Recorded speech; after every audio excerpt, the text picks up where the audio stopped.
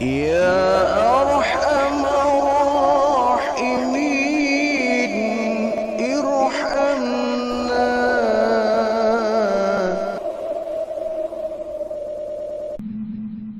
Yamin ya.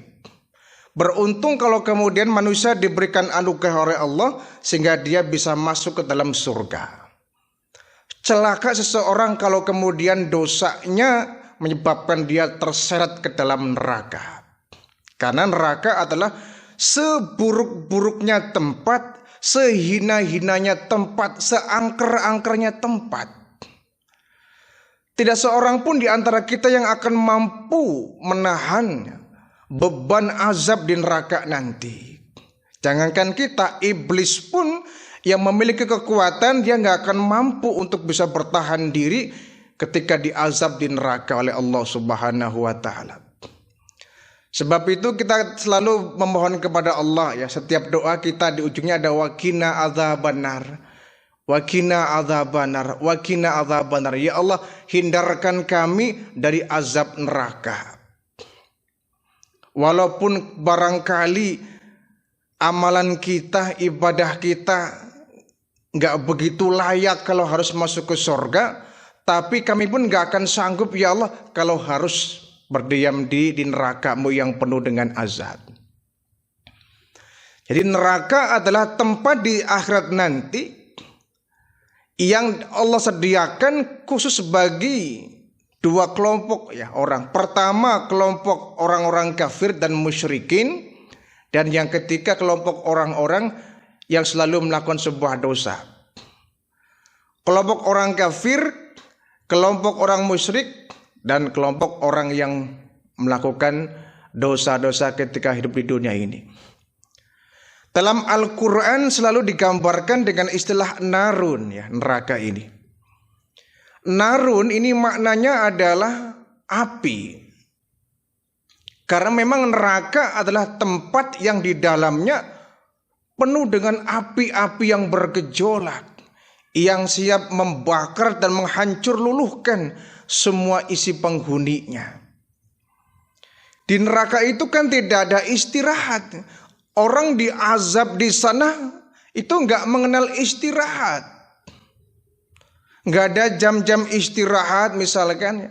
Azab kemudian dihentikan, azab ditunda, azab diistirahatkan lebih dahulu, di cancel, tidak. Ketika masuk di neraka itu siang malam nggak pernah kenal yang namanya istirahat. Terus menerus seperti itu. Dan orang yang diazab di neraka itu nggak pernah mati.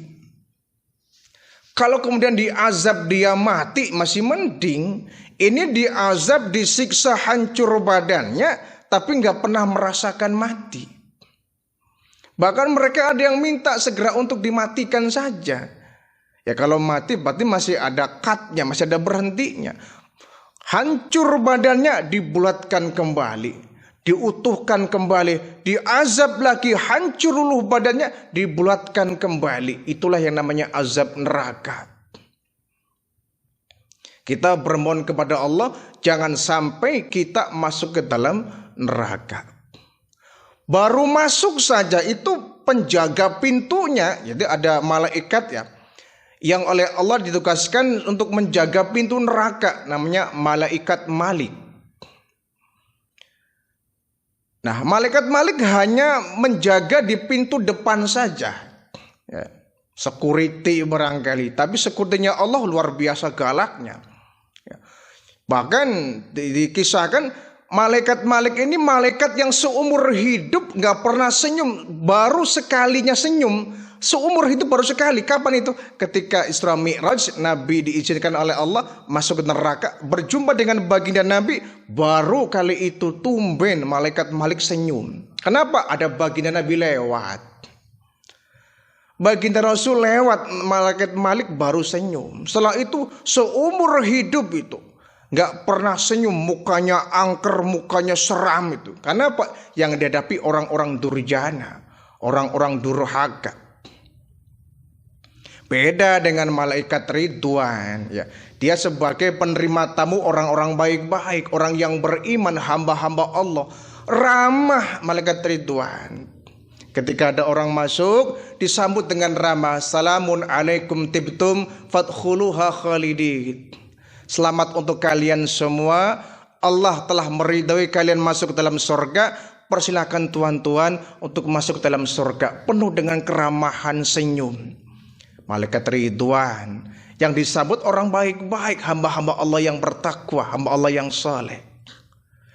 Sementara malaikat Malik yang datang orang-orang durjana, orang-orang berdosa, orang-orang yang dulu menentang Allah, orang-orang kafir, orang yang gak beriman kepada Allah, orang yang semasa hidupnya hobi menumpuk-numpuk dosa, hobi ke tempat-tempat maksiat, tidak pernah datang ke masjid, gak pernah ibadah. Ya bagaimana kemudian malaikat Malik akan senyum menghadapi orang seperti ini? Ada juga gemes, marah luar biasa. Bahkan dikatakan, kalian itu masuk ke sini kenapa? Pernahkah kalian di dunia ada seorang nabi, seorang rasul, ada peringatan? Ya orang menjawab ada, cuma kami melalaikan. Nah ini yang bikin malaikat Malik gemes. Begitu datang ditarik kepalanya langsung dilempar ke dalam kobaran api di neraka. Na'udzubillah tsumma na'udzubillah. Nah di dalam neraka ada malaikat lagi namanya malaikat Zabaniyah. Menurut riwayat berjumlah 19 malaikat di dalam neraka. Ini khusus di dalam nerakanya. Kalau di luar nerakanya malaikat Malik, yang di dalam malaikat Zabaniyah yang terdiri dari 19 malaikat. Lebih ganas lagi. Lebih ganas, lebih galak, lebih beringas daripada malaikat Malik yang sekedar menunggu pintu saja. Yang di dalam tugasnya yang mengoyak orang yang ada dalam neraka. Subhanallah, la haula wala quwwata illa billah. Malaikat Zabaniyah tidak ada ramah-ramahnya itu. Mukanya angker, matanya merah, kasar, sadis. Bahkan dikisahkan bahwa malaikat Zabaniyah itu oleh Allah tidak diberikan hati, diciptakan oleh Allah dengan tidak dilengkapi dengan hati. Maka malaikat Zabaniyah itu nggak punya perasaan kasihan, tidak memiliki perasaan kasihan sedikit pun terhadap penduduk neraka. Oleh Allah hatinya diambil sehingga yang ada adalah kekejaman. Itu sebagai balasan terhadap perbuatan manusia ketika di dunia ini. Sebab itu ya kita masih diberikan oleh Allah kesempatan hidup ya. Jangan pernah kita sia-siakan umur kita hanya untuk bermaksiat kepada Allah. Ingat ya, di akhirat ada azab, di neraka ada siksaan yang pedih, yang siap mengoyak siapapun orang yang hidupnya hobi menumpuk-numpuk dosa. Jadi selagi masih ada kesempatan, kita banyak bertobat kepada Allah. Sebab apa? Yang namanya dosa, kita manusia gak bakal bisa menghindari. Kita pasti selalu berkesempatan, berpotensi untuk berbuat dosa. Kita makhluk yang namanya manusia. Nasia. Manusia itu kan diambil dari kata nasia. Apa nasia itu? Lupa. Manusia artinya makhluk Allah yang selalu berada dalam kelupaan. Yang selalu berada dalam kesalahan, dosa dan lain sebagainya. Maka Allah pun membuka pintu selebar-lebarnya untuk kita bertobat kepada Allah. Nah, kalau sudah diberikan kesempatan yang luas untuk bertobat tidak digunakan, maka resikonya adalah neraka menanti kita. Na'udzubillah tsumma na'udzubillah. Itu neraka ya. Lalu bagaimana penduduk neraka itu? Seperti apa kondisi mereka di sana? Secara umum penduduk neraka itu ada dua macam ya. Ada penduduk neraka yang permanen, ada penduduk neraka yang semi permanen. Kita nggak boleh milih lah, kedua-duanya tetap nggak enak ya. Yang pertama penduduk neraka yang permanen, dia sudah menjadi penghuni untuk selama-lamanya, sudah punya kapling barangkali, sudah punya rumah pribadi di sana di neraka. Nggak akan bakal diberikan kesempatan untuk keluar dari neraka. Mereka tinggal di neraka untuk selama-lamanya dan tidak akan pernah diangkat dari neraka. Na'udzubillah tsumma na'udzubillah. Siapa mereka? Dalam Al-Bayyinah ayat 6 kita dapat keterangan ya. Innalladzina kafaru min ahlil kitabi wal musyrikina fi nari jahannam khalidina fiha. Ulaika hum syarrul bariyah. Sesungguhnya bagi mereka orang-orang kafir dari sebagian ahli-ahli kitab wal musyrikina dan orang-orang yang menyekutukan Allah, orang-orang yang syirik, mereka tidak mentauhidkan Allah. Finnari jahannam khalidina fiha. Mereka akan ditempatkan di neraka jahannam khalidina fiha. Dan mereka kekal di dalamnya. Kekal artinya selama-lamanya. Orang kafir, orang musyrik, mereka akan kekal di dalamnya untuk selama-lamanya dan tidak akan diangkat dari neraka. Masya Allah. Maka kita beruntung ya. Beruntung kita memanjatkan puji kepada Allah. Kita oleh Allah dijadikan hamba Allah yang beriman. Jadi nikmat iman Islam ini nikmat yang tertinggi. Nikmat yang tertinggi. Berapa banyak manusia di dunia ini yang oleh Allah tidak diberikan nikmat iman Islam. Sehingga mereka gak kenal Allah, gak kenal baginda Rasulullah, gak kenal Al-Quran, gak kenal Islam. Sampai seumur hidupnya dia kafir kepada Allah, tidak beriman kepada Allah, maka adresnya jelas neraka. Kita oleh Allah alhamdulillah dihidupkan oleh Allah di permukaan bumi ini dengan kondisi kita menjadi orang-orang muslim. Oleh karena itu keimanan kita, keislaman kita harus kita jaga sebaik-baiknya. Jangan sampai iman Islam kita luntur, karena ini berbahaya. Imbasnya adalah neraka. Khalidina fiha. Orang kafir, orang musyrik ya, orang yang syirik kepada Allah, orang yang menyekutukan Allah, dia akan menempati neraka untuk selama-lamanya. Ini namanya penduduk yang permanen. Yang kedua ada penduduk neraka yang semi permanen. Mereka yang masuk ke neraka hanya untuk sementara, ngontrak sebentar ya. Sementara tinggal di surga, di neraka, nanti oleh Allah diangkat dari neraka. Ya sementara juga neraka. Kita amit-amit ya. Walaupun sementara nggak lama juga tetap aja tempatnya nggak enak di neraka. Kalau barangkali rutan atau LP ya, rumah tahanan, lembaga pemasyarakatan, barangkali di sana sementara tapi nggak kayak neraka. Tapi sementaranya neraka, masya Allah, tetap aja hancur luluh kita di sana. Na'udzubillah min dzalik ya. Nah, siapa orang-orang yang sementara tinggal di neraka ini? Ada satu riwayat hadis ya. Jadi ketika kiamat terjadi, masa penghisaban selesai, sebagian yang masuk ke surga dan sebagian manusia ada yang masuk ke neraka.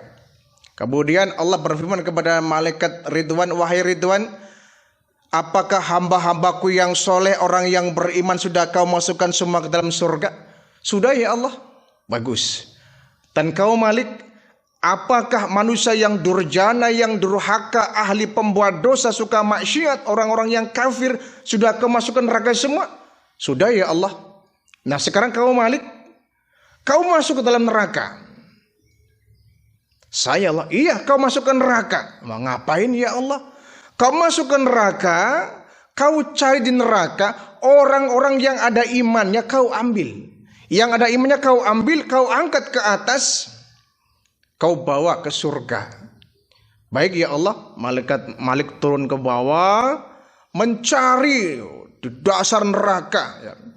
Dari yang paling atas pertengahan sampai paling dasar dicari. Yang ada imannya diangkat ke atas, yang ada imannya diangkat ke atas.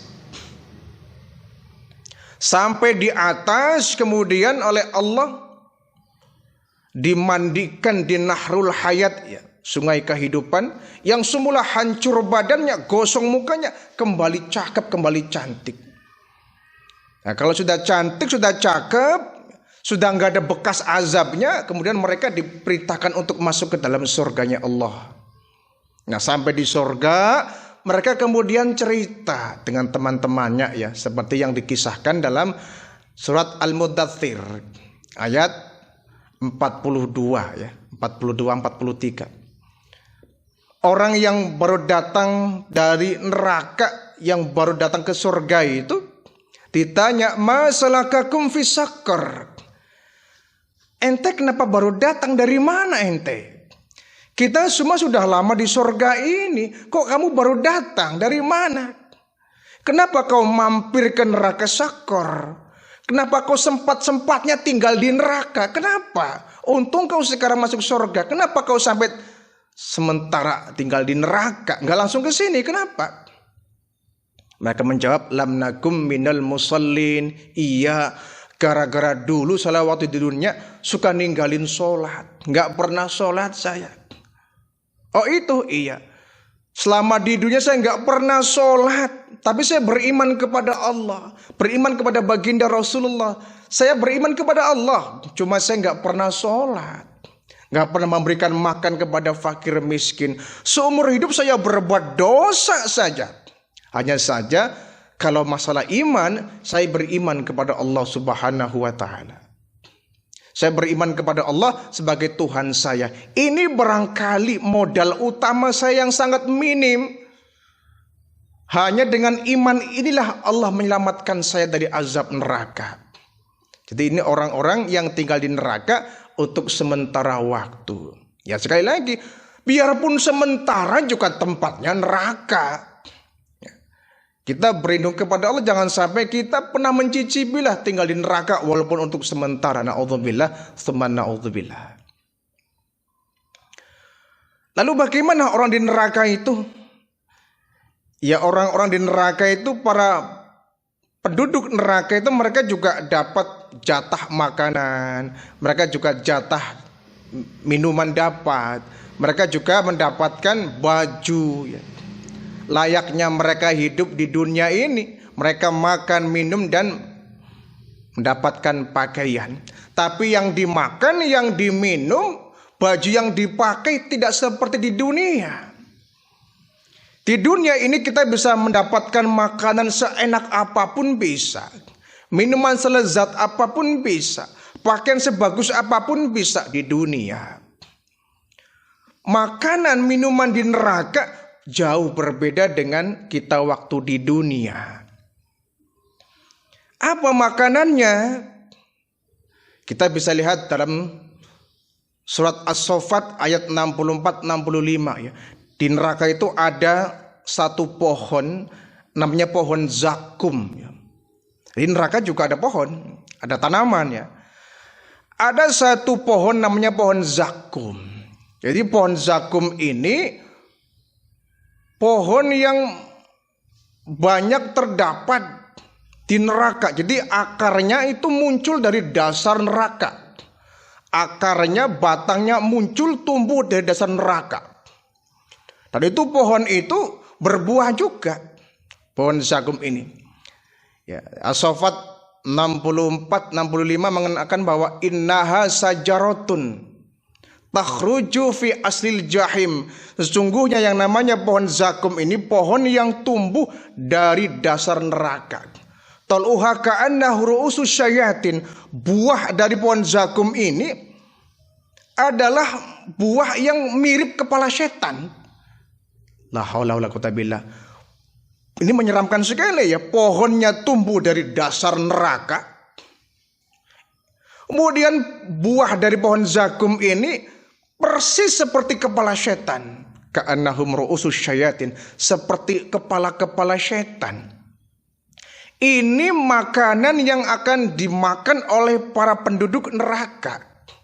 Sepintas seperti buah-buahan, tapi dalamnya adalah duri. Tidak ada daging sedikit pun, hanya duri-duri saja. Al-Ghasyiyah ayat 6 ayat 7 kita menemukan penjelasan, ya. laisa lahum ta'amun illa min dhari' la yusminu wa la yughni min ju'. Jadi mereka penduduk neraka memakan buah zakum, nampaknya seperti buah, ketika dimakan ternyata isinya duri-duri yang menyakitkan. Nggak ada dagingnya, hanya duri-duri saja. Yang kalau dimakan tidak bisa membuat gemuk dan juga tidak akan mendatangkan kekenyangan. La yusminu wala yughni min ju'. Tidak bikin badan segar, tidak bisa membuat orang gemuk atau bisa mengenyangkan perut. Wong duri. Duri dimakan tapi nggak ada lagi.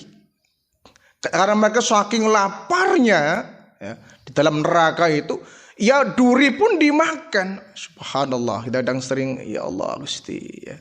Seperti inikah neraka? Al-Quran menggambarkan seperti itu.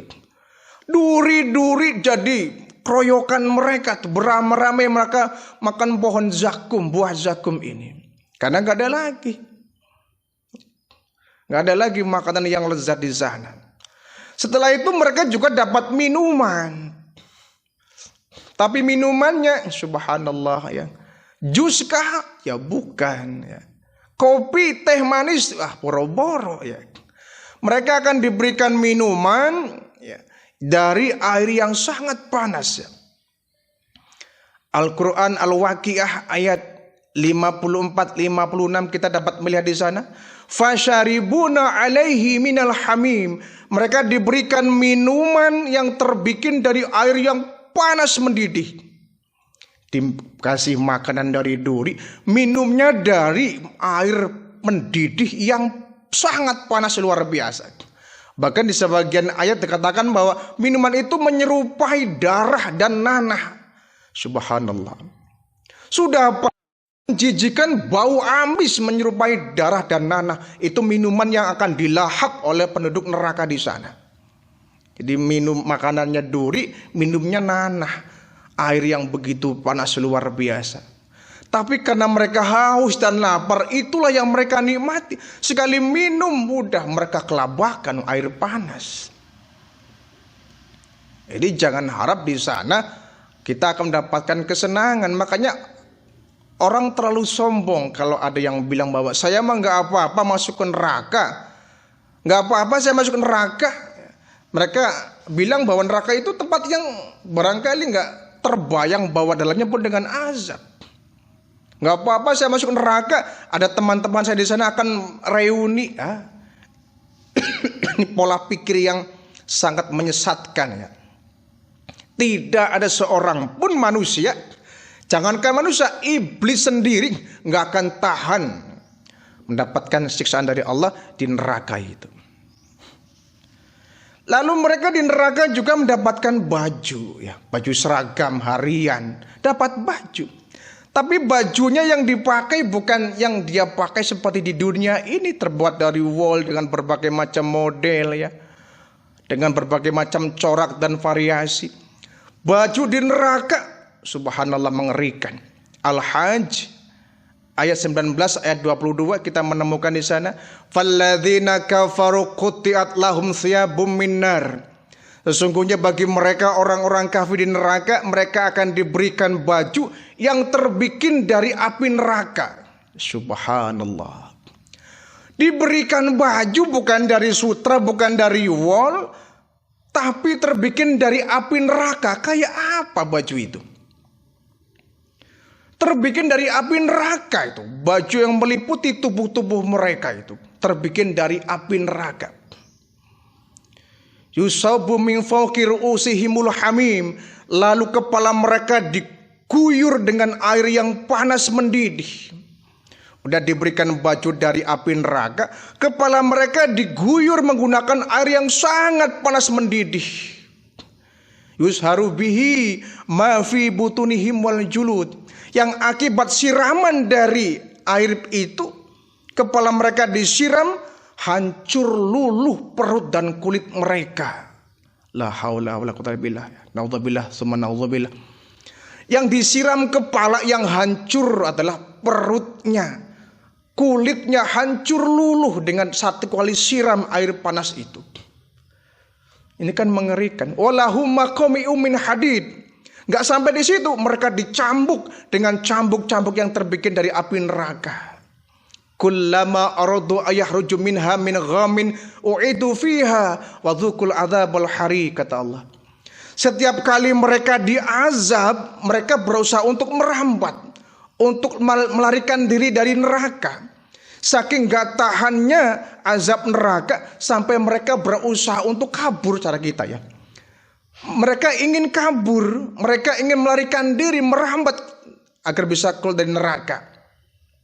Tapi setiap kali mereka merambat keluar, Allah tarik kembali. Ingin merambat keluar, ditarik kembali. Saya dikatakan kepada mereka, wadzuku adzabal harik. Rasakan tuh azab yang paling menyiksa, azab yang paling pedih akibat dari ulahmu hidup di dunia ini. Ini gambaran kecil neraka yang sangat mengerikan ya.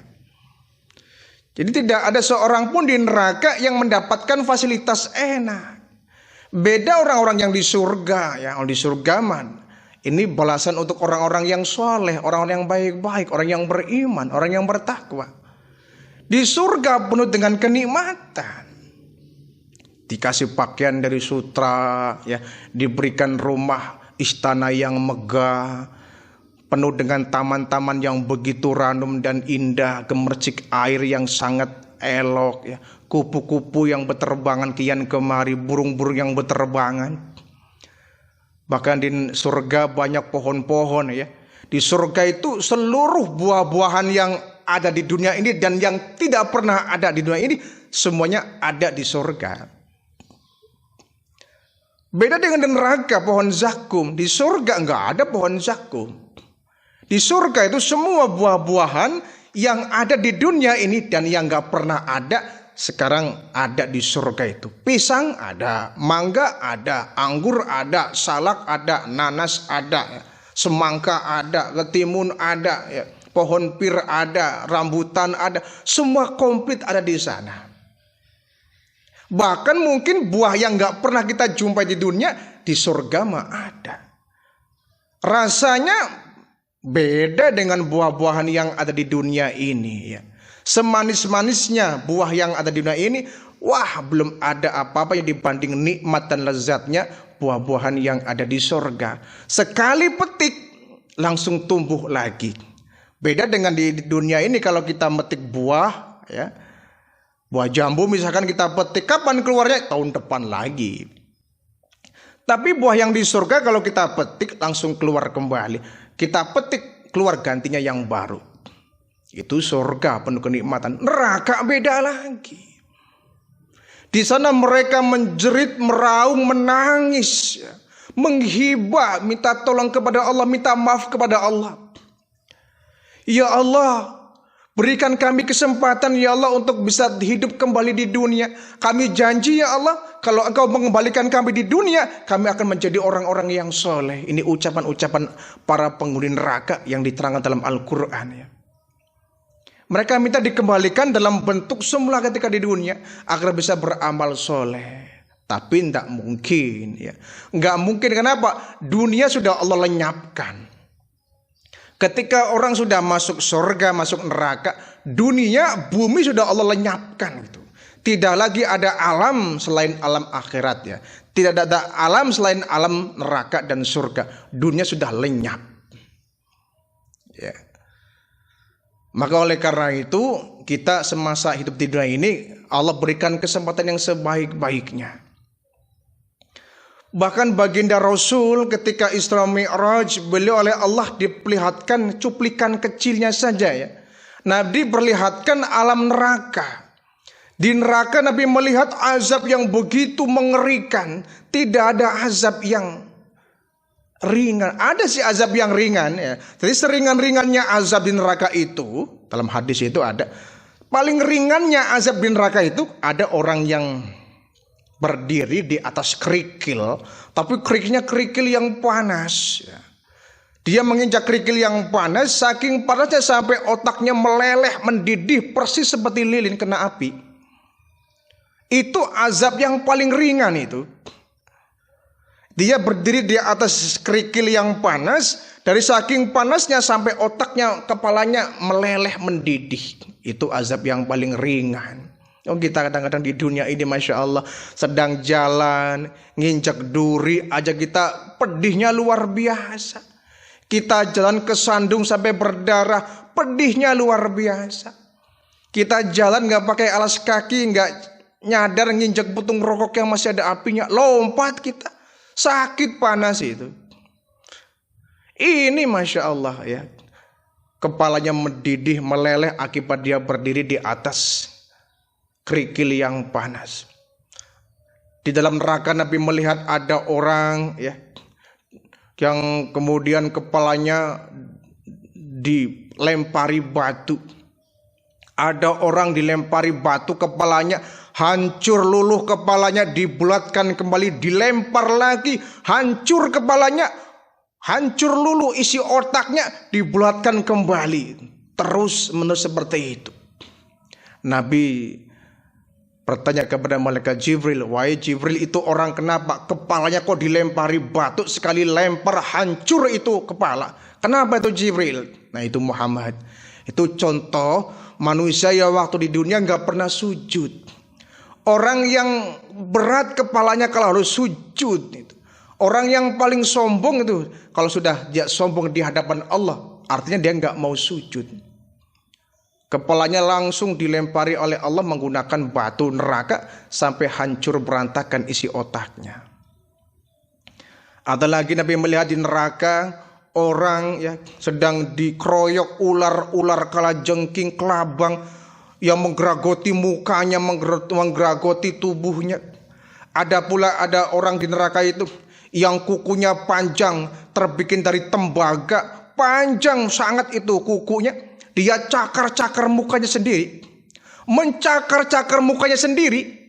Kata Nabi, ya Jibril, ini orang kenapa muka sendiri dia cakar sendiri? Ya Muhammad, itu contoh umatmu ya, orang yang gak pernah rukun, orang yang suka mencari masalah dengan tetangga, itu sama dengan mencakar muka sendiri. Ada pula di neraka Nabi melihat orang yang perutnya besar menyerupai segede rumah ya. Perut segede rumah kayak apa itu? Diseret-seret perut itu, dicambuk, hancur berantakan isi perutnya, dibulatkan lagi, utuh kembali, diseret lagi, hancur lagi, dicambuk lagi, dibulatkan kembali. Ya Jibril, itu orang kenapa? Perut sebesar itu. Ya Muhammad, itu contoh umatmu, orang yang suka makan harta riba, suka makan uang riba, dan suka makan harta anak yatim secara zolim. Itu azabnya ya. Ada lagi Nabi melihat di neraka perempuan ya, mohon maaf, seorang perempuan yang alat kelaminnya ya, mohon maaf ya, ditusuk menggunakan besi yang terbikin dari api neraka, besi yang panas terbakar, ditusuk dari lubang kemaluan sampai nembus ke ubun-ubun. Masya Allah ya. Ditusuk seperti kambing guling dari mulai lubang kemaluan sampai tembus ke ubun-ubun. Seorang perempuan, kata Nabi, Jibril, ini orang kenapa Jibril? Ini Muhammad, contoh perempuan yang suka membeberkan auratnya, perempuan yang suka menjajakan alat kelaminnya untuk laki-laki lain yang tidak sah, yang kita kenal dengan WTS ya, atau yang lebih kenal dengan pelacur. Wanita yang suka menjajakan seksnya ya, untuk demi mendapatkan uang, untuk kenikmatan laki-laki lain yang tidak sah dan tidak halal. Itu azabnya sangat pedih luar biasa. Jadi ini azab-azab yang ada di neraka. Kita kalau cerita satu persatu sepertinya kita ya nggak akan sanggup betapa kita terbayang ya di neraka seperti apa. Itu hanya gambaran kecil. Di neraka itu ribuan jenis azab yang sangat mengerikan. Makanya biarpun tinggal di neraka itu sementara, tetap aja sementaranya neraka kayak apa? Ya mending surga mah seemper-empernya surga, tetap aja lebih indah daripada dunia. Tapi di neraka subhanallah ya, tidak pernah ada seorang pun yang bisa menghindari ya, atau tahan dari azab neraka. Ada lagi di neraka ya, orang-orang yang tangannya diputus, kakinya diputus, kemudian dia diseret-seret ke neraka. Ada juga di neraka orang yang dilempar ke lautan sementara airnya mendidih luar biasa. Karena kita kalau menyeberang ke jembatan Sirat saja ya, menyeberang ke jembatan Sirat itu sudah kita melihat neraka itu. Jadi orang setiap kali nyebrang ke jembatan Sirat itu kan jembatan yang melintang ya, yang ujungnya sampai ke surga, tapi di bawahnya neraka, itu Sirat. Dan orang yang melewati Sirat sudah bisa melihat azab neraka di bawahnya itu. Karena orang yang jatuh dari Sirat jatuhnya ke neraka. Kenapa? Jembatan Sirat itu di bawahnya langsung neraka. Kalau kakinya kita kepleset jatuh, ya jatuhnya ke neraka. Namun semua itu dikembalikan amal perbuatan kita. Amal perbuatan kita di dunia ini sangat menentukan nasib kita di akhirat nanti. Jadi jangan pernah kita menyanyiakan waktu yang ada, umur yang ada yang diberikan oleh Allah, jangan sampai kita sia-siakan. Kita gunakan sebaik-baiknya untuk mencari bekal amal beribadah sebaik-baiknya agar kita terhindar dari neraka. Rugi kalau kita kemudian umur yang ada kita pergunakan hanya untuk dunia saja. Begitu kita masuk ke alam akhirat, baru kita akan merasakan penderitaan, penyesalan yang sudah tidak ada artinya.